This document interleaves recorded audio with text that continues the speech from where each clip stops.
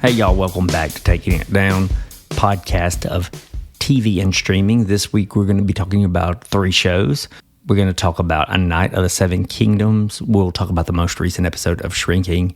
And we'll also talk about the back half of How to Get to Heaven From Belfast, Netflix show. If you haven't seen it, might be worth your time.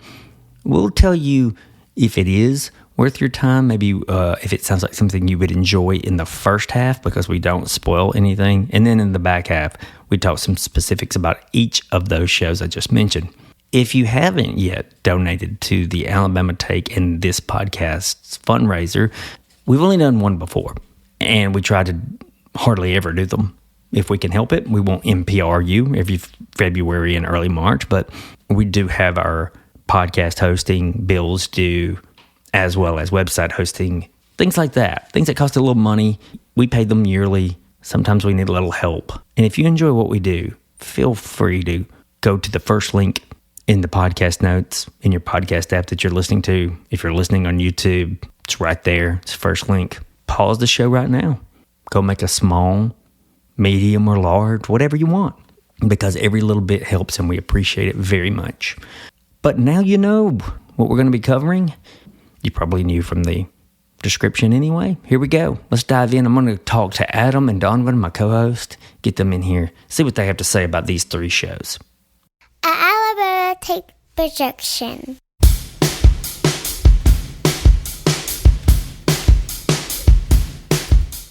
Okay, we have a few more who have helped out the site and the podcast and all that. So thanks to 3 more folks. Thanks to Kevin Halbrook, Josh Hamilton, and another who asked to remain anonymous. So, but if you wish to help, time's running out. It's early March. We're shutting this thing down. We'll stop funding on Saturday, March. What would that be? The 8th? I think it's the 7th. Is it? See, that's, you know what's happening there. The madness has already taken plane. It could be bad this year. Well, you all are in a different world. The madness is seizing you. You're doing yard work. I got a foot of snow in my backyard. Still? Yeah. It's been 50 for like 3 days in a row. And I still have a foot of snow. Like, that's how much snow we got. But hey, UConn's still playing basketball. They're trying to, yes. But UConn men and women's team are notorious for winning. I'm not saying I disagree with this, but the state of Connecticut has set up very inflammatory signs at its interstate crossings. So if you come in from Massachusetts, it says Connecticut, basketball capital of the world. But if you come up from New York, they've put up a sign that says Connecticut, pizza capital of the world. Oh, shit. Yeah, I'm telling you, inflammatory statements. The choices were made. Yeah. I would have thought Indiana's the basketball capital of the world. Well, how many national championships does that Indiana have? Men's and women's, Blaine. I mean, I just think Hoosiers. I just think basketball. Clearly, this is why Connecticut needed to educate people about where the basketball capital of the world was. Hey, times change, man. They're the football champions, if I'm not mistaken. No, you're not mistaken. Basketball now an off-season sport in Indiana. Yeah. Hey, we have a comment this week from our guy, 87 Jetta. I meant to have it pulled up. I wonder what his favorite car is. It's not that. That's an inside joke. In fact, let me explain that. That's an old Dexatine song that's kind of hard to find. Oh, okay. It's an old Dexatine song that's kind of hard to find, written by John Smith, and I don't even think you can find it on YouTube. I've looked for it, but that's lore right there. Yeah, it's lore. Yeah. It's an old punk one. But yes, he submitted a comment on the site, which is awesome because it's easy to get to that way. Easy for me to see those. And it says, he says, class, quotation marks, right? Quotation marks and question mark. Class, while I'm quite flattered, I haven't done anything to merit such a designation. Been a fan of the podcast since the beginning and enjoy and appreciate every episode. And then he uses an Irish term that I cannot pronounce. Is it slainte, fellas? Slancha? Is that it? Cheers. Oh. It's something like that. I didn't say it exactly correctly. And anyway, he used that word, which I'd never heard out loud. This is one of the differences between the Northeast and Alabama. There's not a well-developed Irish culture down there. Now, up here, do you know how many of my neighbors are flying Irish flags? Some of them I don't think are even Irish. Oh, really? I have my suspicions. Well, he continues. Coincidentally, the night before I listened to this episode, I also started rewatching Lonesome Dove for the umpteenth time. And that's funny. He says, great minds thinking alike. Not only is it greatest miniseries in television history, it also features Blaine's former Short Takes guest, James McMurtry, in a brief but memorable role. And I remember that. It's really funny. Thank you so much for that. And I'm not so sure that Mr. Jetta's not of Irish descent, so that makes sense. Oh, man. I just remembered this, Blaine. We were talking about Lonesome Dove, and I just flashed back to be probably like 4, probably, and like my parents watching TV and seeing a commercial for it. Mm-hmm. Like I have a couple things that I can remember from pretty young, and I hadn't thought about that in years. We were living in our house in Virginia. But I think it was for that it must have been for that miniseries. Y'all should try it on for size. The score, man, just the score alone. I got to read the book first. Yeah, or read the book. I think I might this year. I've been reading big ones. A Night of the Seven Kingdoms is first on non-spoiler list. I don't know. It's done. Goodbye for now. The one thing I can say is there's certainly a second season already in the works. Yeah, they're filming it now, right? Yeah, they're like in my understanding. Yeah, which is great because they're filming. It's not really a complaint because I think it didn't overstay its welcome, but it left me wanting more. Oh, I wanted with only 6 episodes. I wanted it immediately. Not a complaint. Yeah. No, I think that's good. It was that good. 6 is a little on the short side, but I almost think I feel like this is a kind of a recurring thing we talk about. Like, was it too long? Was it too short? I think I'm leaning into I'd almost rather it be too short than too long. Yeah, it worked that way. There was the era where every Netflix show was about 3 hour-long episodes longer than it needed to be, and it kills the momentum. Sure does. A Night of the Seven Kingdoms. If it follows the novellas, though, the next season would almost have to be a couple of episodes longer, from my understanding. Overall, now that it's done, though, high praise from me. I thought it was great. I'm with you. This is what America needed. Would you like to expound upon that? It's February. There's stuff going on. Wouldn't you just want to watch a little bald boy run around? Carrying a jousting stick. Yeah. Sure. I really don't think I have anything too different to say from last week because I remain convinced that this is an example of a team getting back to fundamentals. Well, there's a reason for that. It's because this episode served really as an epilogue. It wasn't tying up any loose ends. I enjoyed it. It may have been the most HBO last episode of a season that I've ever seen on an HBO show. They made this kind of episode famous as a last episode. Yeah, the penultimate has the action, and then you kind of just pull some pieces together in the fallout. Say goodbye at the end. It did very much feel like watching like season 3 of Game of Thrones, where you're like, okay, like the battle is over. Mm-hmm. Here's the setup. House of the Dragons. Did you catch that trailer right before Night of the Seven Kingdoms? Coming back in June. It looked incredible. I, for one, am ready. I felt with House of the Dragon, the first season was okay. I really got into the second season. I did too. That was another one. I understand why they did what they did, but their place setting was almost a little too. It was almost a little too obvious. A little too much, I think. Yeah, and then there was the Daemon storyline where he kind of just sat in one place, and you kept thinking, quit sitting in one place and visualizing things. Now, I like imagining. I like Matt Smith, so I was fine. Yeah. Matt Smith having psychedelic experiences in a castle, right. You could do worse. Yeah. I think that's basically a premise of an episode of Doctor Who. Yeah. But man, this trailer, it may be a bad season. We don't know. But they put the trailer together quite well. It made me. This trailer flashed me back to, we talked about it last time, but the one where we really see what a dragon can do in a way that no other Game of Thrones TV show, which I thought was fantastic. I foolishly went on YouTube and watched the Joffrey scenes where he spoils everything, and he spoils House of the Dragon too. He does. Bastard. Yeah. It continues to be awful. And he's so giddy about it, the little dick. I remember how much I hated him when I watched those YouTube videos. I do think one of the other great things about the wrap-up of Night of the Seven Kingdoms is that it gave us a really solid argument for comprehensive sex education. Well, if a girl comes up to you and says the next morning, I'm pregnant and I think it's a boy. Maybe think twice. I think if you had good sex ed, you might know what's going on there. Adam, are you caught up on Shrinking? I am, yeah. I thought it kind of got back to a little base level. As I watch this program now, all I can think about is how much you hate it. I don't. It's coming back around. That's my point.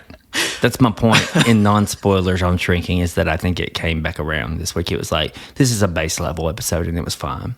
I feel like I could explain why you liked it. Without spoiling, can you? What is there to spoil in this show? I suppose a few things, like events, but... Was it because it was heavy on Harrison Ford? It was, but I think it was probably more because there was more of a zoom around characters that you like. It was. This episode. And I think, I'm not throwing you under the bus there, characters you like, but possibly stronger characters got a little more screen time this time. Did it make my argument for Sean a more valid one? I think the tough thing is that we like him. I don't know that his writing is any better or any worse than anybody else's in terms of he's more tolerable on screen.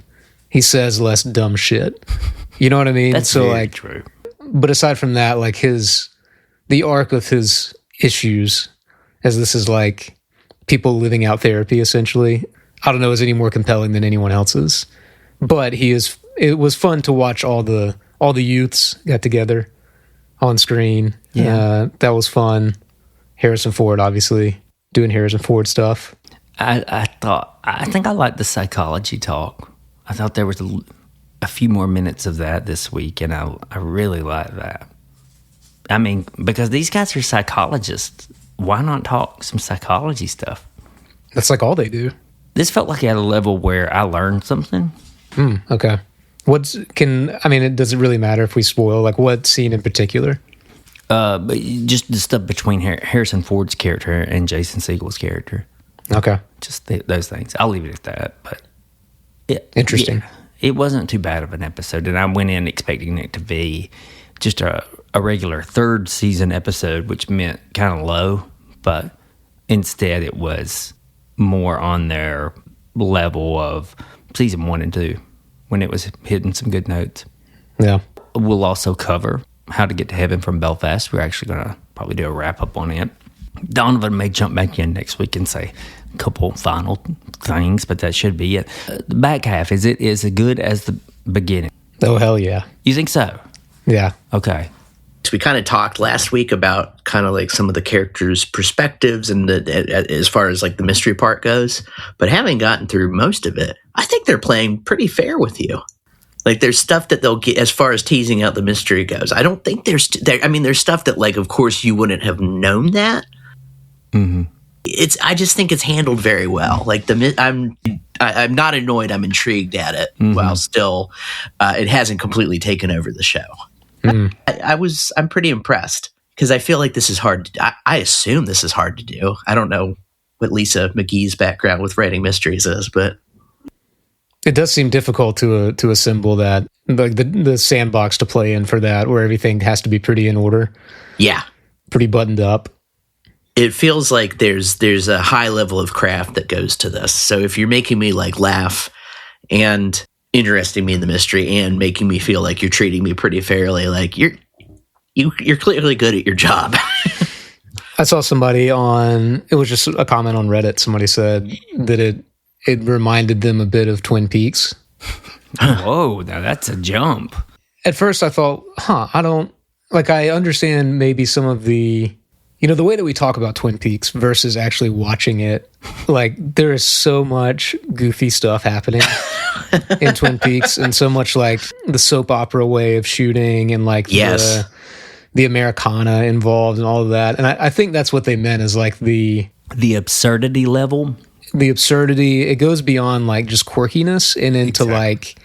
like a something you feel in your bones. And it's not just like cute. It's like they have crafted an environment, I think, Yes. is what they were acknowledging. And I agree with that. That's a pretty good point. Yeah. I see the parallel. I don't know. I guess because I put Twin Peaks on a high shelf. I see the point with it though, where it's like it's not all Coop. You know, it is like even just in the first episode, like silly, like 50s looking teens, like doing silly things with soap opera. You know, the heightened dialogue. Right. This isn't a Twin Peaks episode, but Lynch really manages in all of his stuff to give you the absurd, goofy, pretty funny, and then terrorizing.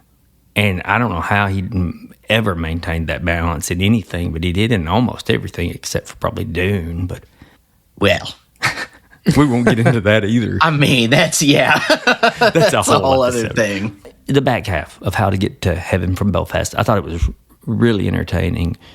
I thought there might be about one or too many twists. I'm still excited I watched it. I think that there was one thing I thought about this morning, and its thoughts are still coming to me, even though I've finished it a few days later. I always love that. If a television show or a movie can make me think a couple days later, you've done something. It might be bad, it might be good. In this case, it's good. But yeah, I had a thought that I was like, oh, there's also that. There's also this thematic thing I'll talk about in spoilers that's going on. Maybe I could see your point of the twists happening a little too much, or it was busy, you know, in a way that... Its pace was busy from the start, though. Yeah. Yes. That was an intentional thing. Totally. It was controlled and it had a purpose, but we are also a group of guys who like love train dreams. We're like, what really happens? You know, and obviously we can say A, B, C, and D happened in that film, or that novel, but there's a lot happening here, and I had to just kind of like say, all right, I'm going with the ride. Same here. Yeah, for sure. Same here. That's exactly what I thought. This isn't anything thematically, a bigger thematic thing, but one thing that I had not thought about, although I should have with Dairy Girls and was thinking about this, is she does a wonderful job of making the like character actors that are a little bit one note hilarious and not wear out their welcome. Yes. I feel like one of the best characters in this one has been the guy that's running like the hotel that has the bar room. Oh, right. Seamus. He could just be one note, but he's hilarious. Like when the president, the bus gets damaged and he's freaking out. It's great. I think that's a real skill. I'm with you on him. There's another character that pops up in the second half that I think is the opposite of that. It's really? Where she shows up and she had a quirk that it got to me. I already know who it is. And I know exactly I was watching, who I was like, mean. Blaine is not going to like this. Yeah, that was my thought as well. And I like the actress. Didn't super duper have a problem with that. You did or didn't? What you're talking? Did not. We're dancing around spoilers, and you know, this thematic stuff we could really talk about in non-spoilers because there's no pieces to connect. But we'll put it on pause. We'll take a small break, and then we will come back and spoil things for 2 shows. We'll do A Night of the Seven Kingdoms. You know what? We might do a couple things about shrinking. I might want to work some of my psychological problems out on that one. Now he's got to talk about it. And now I got to talk about it. And then we will do How to Get to Heaven from Belfast. All 3 we just brought up. So join us there. If you haven't yet donated to the Alabama Take and this podcast's fundraiser, we've only done one before. And we try to hardly ever do them. If we can help it, we won't NPR you every February and early March. But we do have our podcast hosting bills due, as well as website hosting, things like that. Things that cost a little money. We pay them yearly. Sometimes we need a little help. And if you enjoy what we do, feel free to go to the first link in the podcast notes in your podcast app that you're listening to. If you're listening on YouTube, it's right there. It's the first link. Pause the show right now. Go make a small, medium, or large, whatever you want, because every little bit helps and we appreciate it very much. Let's talk about A Night of the Seven Kingdoms. It ended. We're really only talking about the last episode. I think they really nailed this one by having 6 episodes where Sir Arlen's gigantic dong had nothing to do with the plot. Like, I was worried at the end of episode 5 that it was going to become crucial in episode 6, but it turns out it was just hilarious. It was just shock value hilarity. It was an epilogue. That's what I kept thinking, and I love it for that.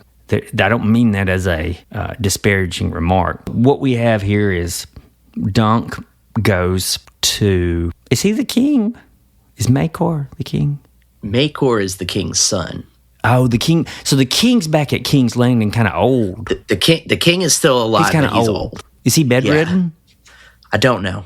Interesting. So he goes to Makor, Prince, and he's also debating whether or not to take on Egg as a squire, and they both kind of are in opposite directions at 2 different times, right?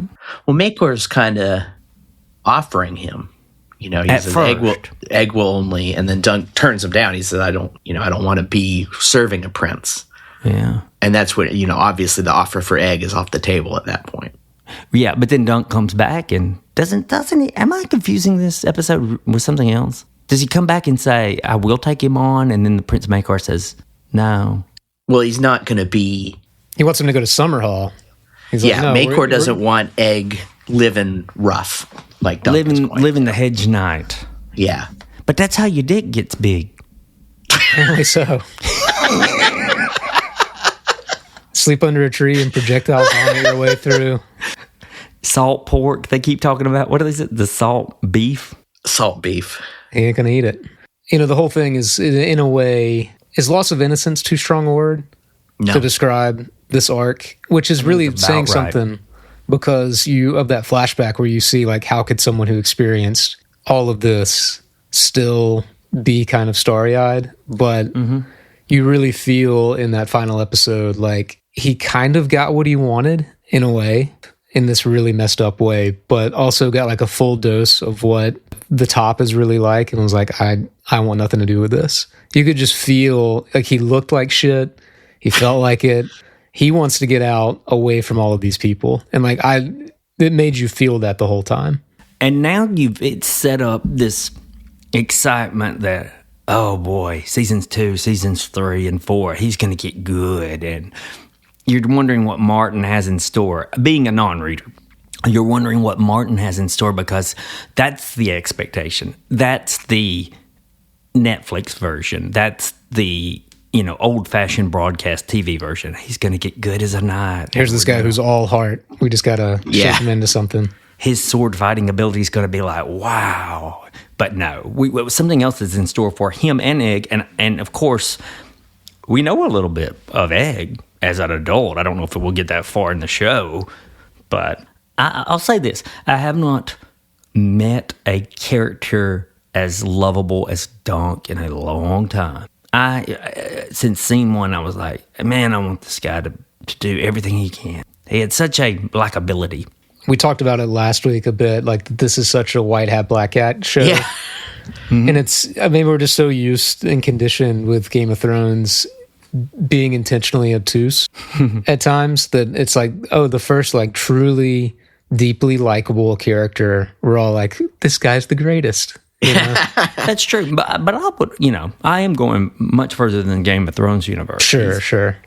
And it's a lot of credit to the actor. I think I said this is his first role. This may not be his first role. He's been acting for 3 years, which means he's probably been doing maybe some stage stuff or just some things on British television. But he did such a good job in this last episode of really seeming like a guy trying to figure out what the price of his integrity is. Right. And it carrying a weight of sadness. Like, yeah, you could forgive me. You could see it in his one eye. But yeah, there was an understanding, like an understanding that he's giving things up, that he's closing doors. Yeah, to keep his integrity. And he's gone through hell. What do you call it? Not exactly loss of innocence, but like the stage on the step through adulthood, right? Like he's gone through a liminal space. He can't go back. Maybe a little oddly late in life, but he's probably still a pretty young guy anyway. How old do we think Donkey is? 22. Oh, I was going to say 20. No older than 22, I guess is what I'd say. I was going to say 20, and he's just huge. Like, he seems like, I could be wrong, but like part of what seemed to be going on was like he's a little old to not have been knighted to just be a squire. Yeah. So like I was kind of thinking of that. Mm-hmm. But like, so like early 20s, but not. He was drinking ale, so he's over 21. Not sure. I'm sure they're very stringent upon that, yeah. I don't know that I have a lot more to say. I think you guys nailed it with this. Now he's someone else. Well, now he's tied to the most powerful people in the world. No shit. Like nothing, there is no... Who are losing faith with people and losing popularity and losing maybe some of that power you're talking about. He has to play a game now that he didn't see himself having to. I mean, I'm sure he just imagined he just rides from encounter to encounter and helps the good guys, right? Mm-hmm. And like now, that's not going to be his future at all. I do hope he rides to the Baratheon stronghold. What Storm's End? Is it Storm's End? Yeah. Yeah, I hope he gets there at least and checks in on Lionel. Well, I hope they get a better maester before then. That was a very funny scene. That was good. What was the line? What did he tells him? He said, "Oh, this man is dying," and he said, "He's a shitmeister." Such a hit for HBO in a week where HBO kind of took a hit, quite possibly selling to Paramount, which is not a good sign politically if you're into that kind of insight, and could also not be a very good sign beyond programming wise. So I don't know. Brutal. Very uncertain. At least they're filming season 2. At least we'll get that. Yeah, I guess my final thoughts on this, we opened it saying it's nice to just have a kind of tight story happening. There's a beginning, middle, and end. And when you guys were talking about House of the Dragon at the top, if you asked me to tell you what happened last season, I could like maybe broad strokes my way through it. I'm sure that in like 2 years, if you're like, what happened in season 1 of A Knight of the Seven Kingdoms, I could tell you most of the beats. It's a small story. It's great. Not to contradict you, but I remember a lot of Houses of the Dragon season 2. Season 1, not so much. Because of the time jump, Season 2 stuck with me a little more, but I agree with Adam. Which is like, it's funny how much, my last thought, I guess, is like, it's really interesting that I feel like it was a big swing for them to not go big. And it paid off. Yeah. It's not what we're expecting from this franchise. The gamble is restrained. Good for you. Good for you. Like I think people are more likely to err in the opposite direction of like, well, I'm going to take a big swing and go big. Let's jump from there to a little bit of shrinking from this past week. Hold your horses. Horses? Yeah, that's what I said. So we're going to jump into shrinking. Hold Your Horses is the name of the most recent episode that we've seen. I think they may release on Tuesday or Wednesday. It's a Wednesday program. It is. What an odd day. Okay, so you may be listening to this right before you watch the next episode. So Hold Your Horses comes from a line where Gabby is debating or had the decision with her Derek on, what their relationship might look like in a couple of years. It brought back the other Derek. I like him. I thought the writers, the editors must have been listening to the pod. Say more. Because you wanted more other Derek. I like other And then Derek. he appeared. You literally said it last week. You created this. Spoke it into being, Blaine. You manifested it. And there was a good amount of Harrison Ford. And it wasn't just him going to the doctor and being sick. It was a little bit more of, I'm definitely retiring, but I'm not yet retired. And I just really liked the psychological talk, the psychology of, it felt more in-depth than normal. It almost felt like they brought in a real psychologist to say some things to help them write. They may do that all the time. I don't know. I would hope that I know Scrubs was pretty renowned in its day for like, they actually consulted for all of the medical stuff. Is that right, Donovan? Yeah.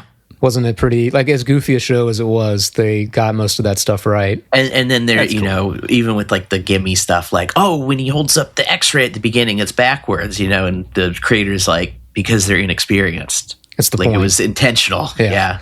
I feel like I hope they do that too, because I do feel like, I mean, even though something's a comedy or a dramedy, like I do think that there is care that you have to take when you're telling people things about psychology and therapy and things like that. I was going to say, it would be irresponsible to me I'm sure that there is somebody in the room.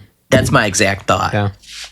In a way that's like, I'm not going to do, surgery.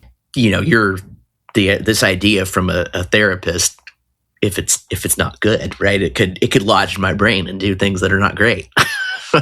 Quick plug, no show does this better than The Pit.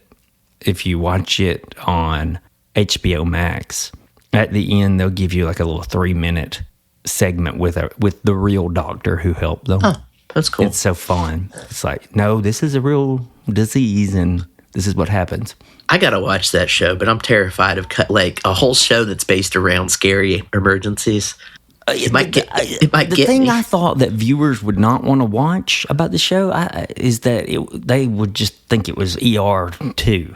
Mm-hmm. But they never go home with the doctors. It's just all in the It's ER. all there, right? There's no drama. There's no love drama. It's just, the drama is life and death. And I just find that so compelling. But we're not talking about The Pit.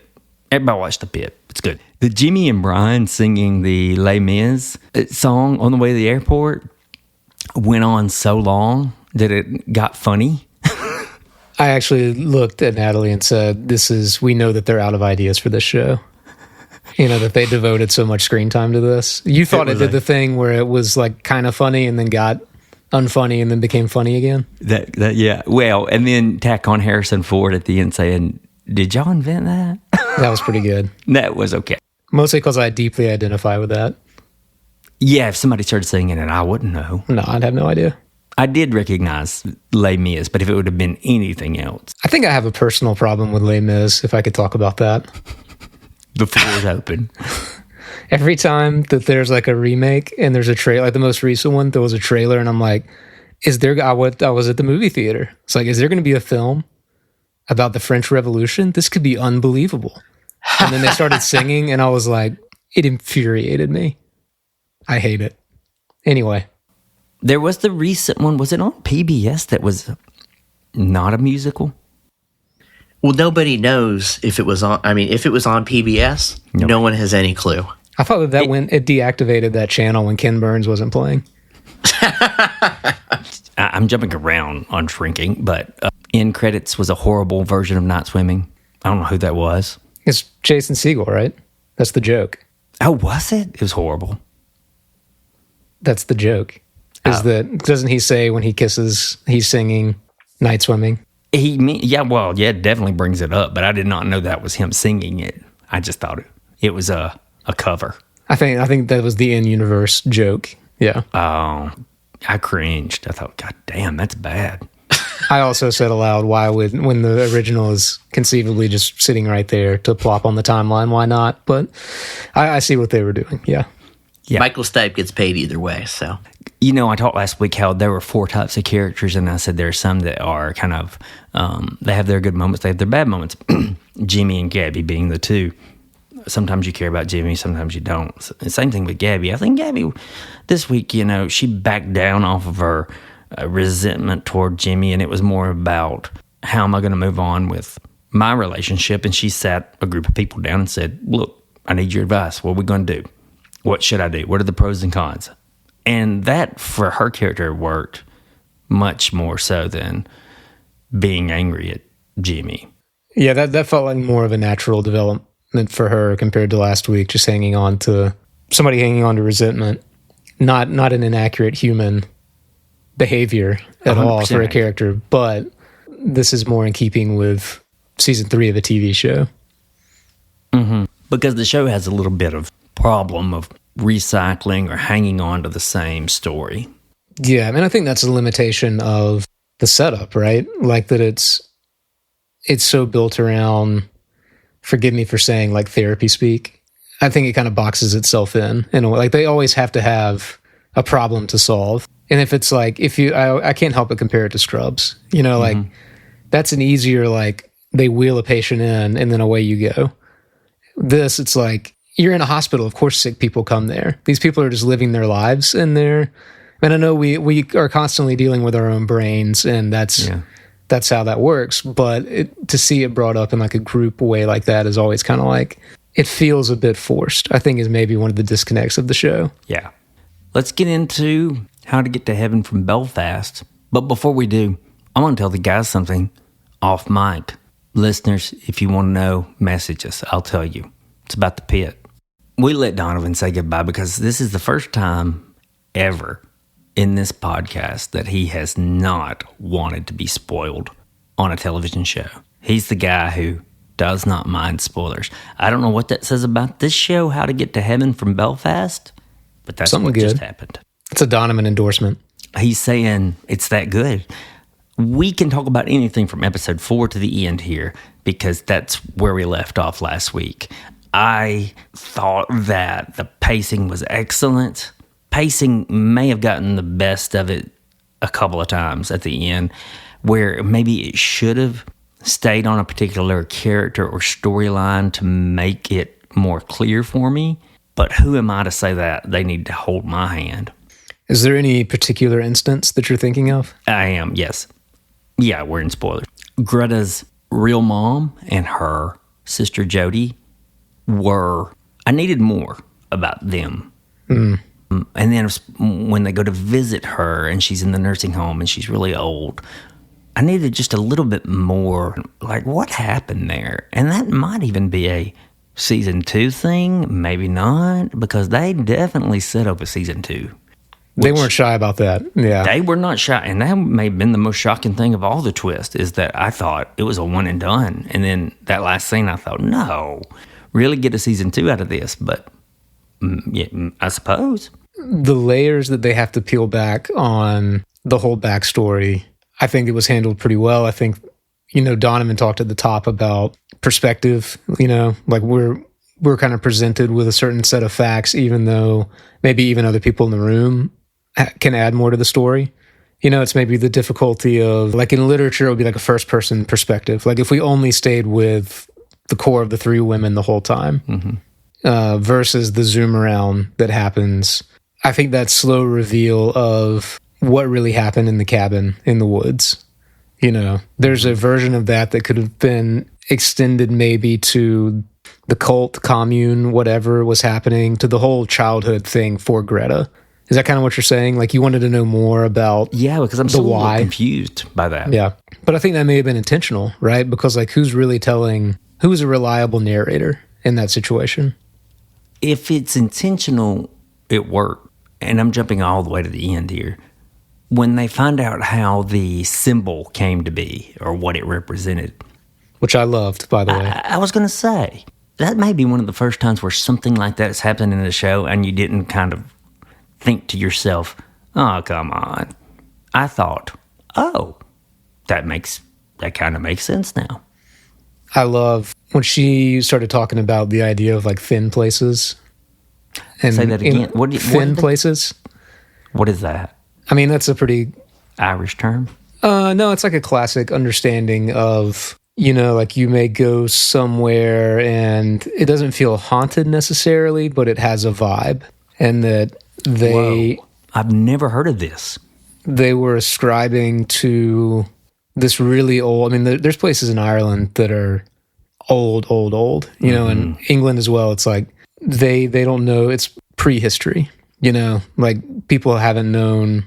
This would have been a mystery for thousands of years, how this, like a place like Avebury, where they don't really know how those rocks got into place or whatever it is, that this is somehow a significant place that still has some sort of energy. So them going there to try to like find God, it made sense. And that something weird would happen there too. They're dabbling there in like a folk horror kind of idea, which immediately I'm like, oh yeah, I'm on board. Let's go there. I don't know that they totally fulfilled that. It ended up being... I don't know if they did it previously enough to say that this is how it ends. it really didn't end up influencing the story. No. Like she's really explaining why they were there at one point, but it had no bearing on what, I mean, correct me if I'm wrong in that perspective, in what actually went down in modern day. The story's resolution didn't really have that much to do with that location other than as a piece of Greta's history. That's correct, yeah. I think it's around episode 5 where it loses, that might be a harsh word, where it takes a step back from its darker look at the March of Time and begins to be a bit more of a caper. And that's where it starts piling on the twist, and they're trying to get away from Booker, and they're in the church. And that's St. Patrick's Day in Dublin. Yeah. Yeah. It felt a little Netflixy, like we need just the one more episode of action, of get away. It maintained that pace. So I think it's fine that it was there because it was entertaining. And it also fit with the religious overtones that they're in a church. Booker's not going to bother them in a church. Of course, you find out that Booker and you may have called a name, I did not, the Sisterhood of Scissors or something. Was there a name? Yeah, there was a name that I am totally blanking on now. But I do like that it was these women helping almost all other women who needed it. I think there may have been a guy that they helped at one time.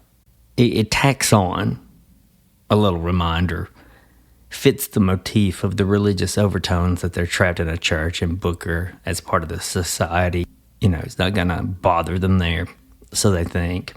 But as it turns out, the Lady Booker is much more involved in helping ladies than hurting them, even if it takes hurting someone to help the ladies, I suppose. Yeah, and I think that it was an interesting payoff. She tries to get them out of trouble several times, right? I remember that one in particular where she's facing and it says, you are now involved in something bigger than you can understand. I think she was trying to get the box, right? At that point. Mm-hmm. Like, just give me the box. None of this happened kind of thing. Mm-hmm. And I mean, that's a pretty classic evil villain thing to say, right? Right, yeah. So you don't know how that's going to play out, but it ends up being true. And I think they had that pay off in a fun way. And, by the end, Booker reflecting on the three women and saying, as she's kind of defining who is good at doing that job, who's attracted to it, who can pull it off for these women who all enter the story feeling kind of stuck. I know that's an easy arc to make, right? Like that they discover a sense of adventure, or they're good at something they didn't know they'd be good at, or there's something in their character unexpected, but it's still fun to see it play out. I think it's a fair arc. I don't think it's too redundant or overused. No, not at all. I think that it's almost like a hero's journey, right? In a way. But in this one, it's more, maybe mischievous is the right word, like it's flipping back to like Dunk on a hero's journey. It's pretty cut and dry. Mm-hmm. These women, it's happening. It's happening, and like he's trying to be a good guy the whole time. These women, even when they're on, it cracked me up every time that they would like be in a life or death situation or have just gotten out of one, and they have like a glass of wine sitting there while they're trying to figure it out. They're still, or just like taking too many pain pills or whatever.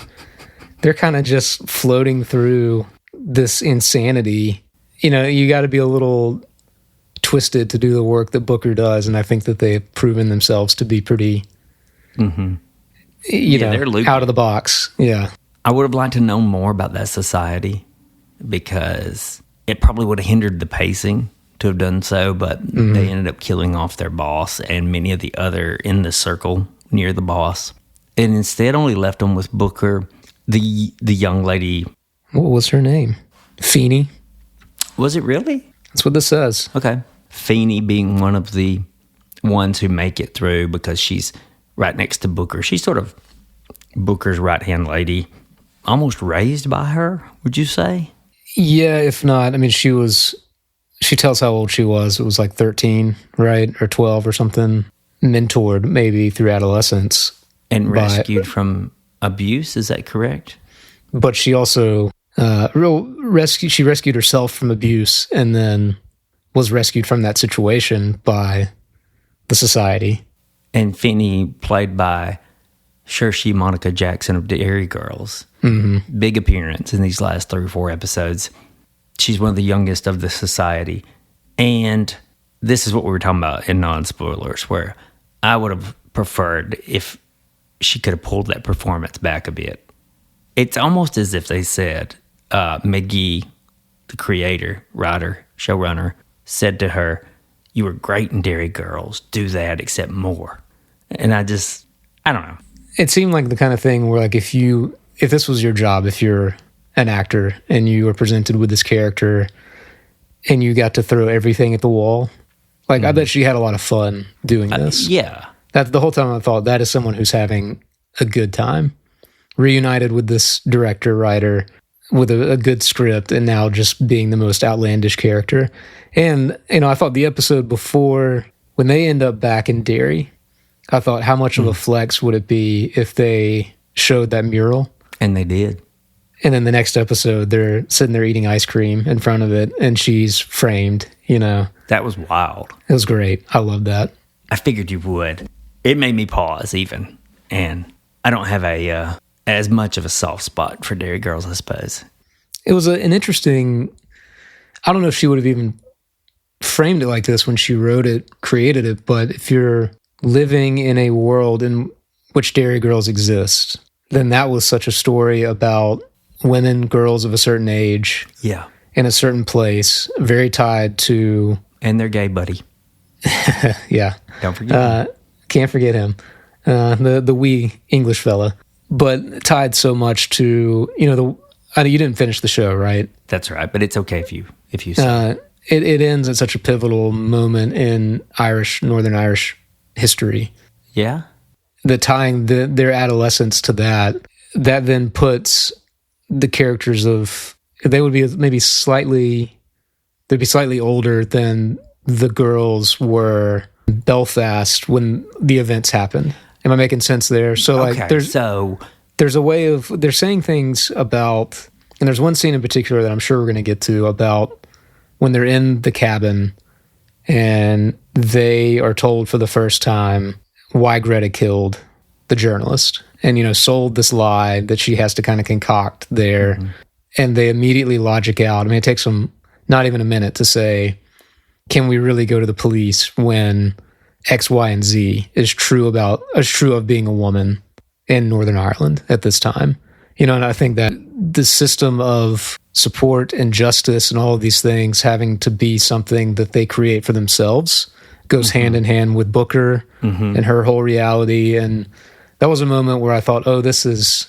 All of a sudden, the show is like laid its thesis card on the table. Yes. In a really earned, unexpected way. And I thought the repeated images and mentioning of women helping women worked really well. And it's like you said, that was probably a heightened idea.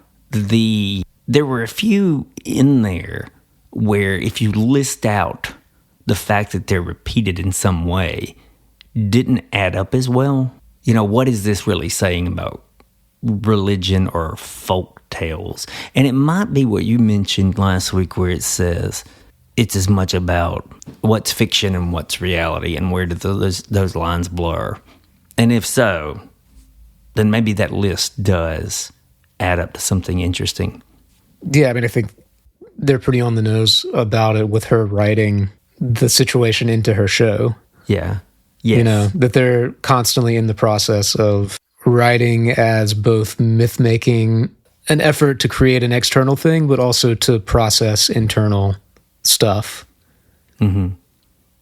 I don't know. I liked that. I don't really have anything else to say about that. I just like that meditation on, while we're watching a piece of fiction, what is it saying about, and then throwing, if you want to throw religion in there and folktales, like you said, it's just layer on layer on layer.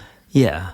And if you take that away from it and still are entertained and got as much hilarity out of it as a lot of us did, then it's pretty good. Probably a season 2. Surely they have to address how these ladies aren't going to jail, right? Yeah.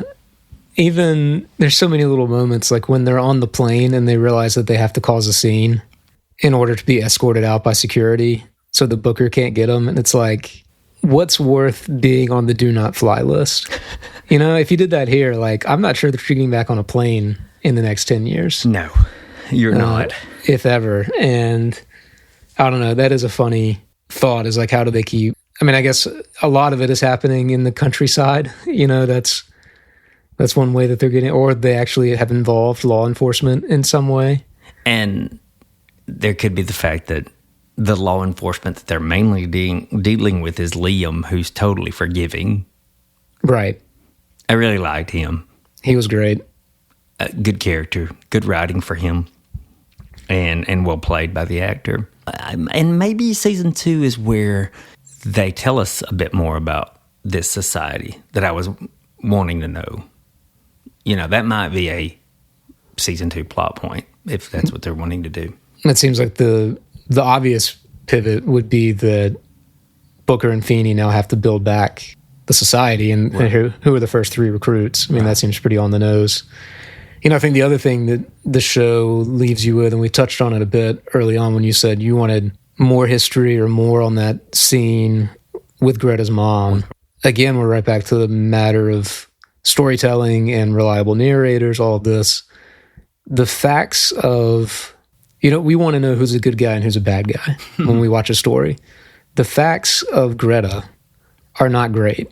There's a trail of bodies behind her, right? Like, even if she's only, it is a situational thing, that it's just survival for her, it's still like, how do you have that many? It's a lot. And I think her mom saying she's pure evil, she is manipulative, all these things, like, she clearly could be, depending on your perspective on everything that just went down, right? Like, I mean, she could have masterminded this whole thing in a way. I mean, I think the scenes maybe, or I mean, maybe she would do it just for the sake of shoring up her character. But like when she called her daughter and had that very emotional, like, just, I think, wanted to hear her voice again. That seemed pretty pure. That was good. Know? But you do have to wonder, like, when they show the guy who gave her a ride at the end with the screwdriver sticking out of his neck, and not on the side of his neck that would have been self-defense for her. Right. It was not facing the passenger side, right? So there was no, like, struggle, and unless she got out of the car and went back and went through the window for him. Yeah. And that's the pink bag. What's happening in the pink bag? Yeah. Yep. The only person whose morality seems fairly cut and dry is Booker, in a way. And the women seem... You can't even say that are they good people, or did they just want to solve this mystery? Dara seems like a good person. Yeah. You're just speaking of the women, though, right? Because I think Liam fits the mold. Liam's a good guy. He's a nice one. But they keep dangling what happened in Dublin over him. You know? Yeah, that's true. If they proceed like we think they're gonna with season 2, it's definitely going to be a lot more of sometimes it takes women helping women and not relying on anyone else. And that's a good thematic foundation to build upon, I think. Yeah, and I think that could maybe be not that you were saying it this way, but like that may be a more reductive storyline in other hands, you know? But I think the way it's played here, it's so universal feeling that, like, you know, it's really calling into question, like, what justice can you expect from conventional systems of power? Such as religion, which is... Or the state, or... You know, I'm just thinking back to when they didn't go to the police in the first place when they were teenagers. Mm-hmm. All the way through, like, it's such a tangled web. How can this messy thing, how can the state really handle justice in this situation? Mm-hmm. Which I think is really the balancing act of that and how goofy the show was. Again, just tip of the cap to the writing there. Yeah, well balanced. Did you know the talk show host? Is that a real guy? I did not. Is that a real British? I'm not that deep in the UK kind of. Yeah, me Irish. kind of funny, though, because everybody loved him and they were there. That scene was hilarious. It was pretty good. My last question for you is, what do you make of these bill-less caps Dara wears? She's got an Natalie endless supply wants of one. colors. Yeah. I don't really have a take other than You want to know something? When I was 16 or 17, I wanted that and could never find it. you just cut the bill off a cap. I nearly did, but I just thought there's no way I could do it and make it look good. Yeah. I wanted It is a funny bill-less ball thing. cap. What's the purpose? For me, it was just a style choice. Pure style. Yeah, back then. For Dara, I suppose same thing. You know, Yeah. she makes that style choice very blatantly with "Give me your husband's clothes, Yeah. don't give me the ladies' clothes." Which was Right. nice. And she's got the Chuck Taylors that are thrown about at one point. Yeah, and if you want to take that into account, it's a funny moment. But if you want to take that into how does it fit into the rest of the puzzle, what an interesting piece to say. I'm not accepting the men style, and then tie that. You know, it's an equal sign to Booker and what she's doing. So there you go. Interesting stuff. Donovan may come back next week and tell us even more, but Tell us why we were wrong. He'll listen to this and maybe critique our critique. as well he should. So that's it this week for us. We're wrapping up. Hope you enjoyed it. If you wish to donate to the fundraiser for the Alabama Take In These podcasts, please do. I am Blaine, and for Adam and Donovan, we hope you don't encounter the society of sisters with scissors. Trying to avoid that term. Take care, everyone.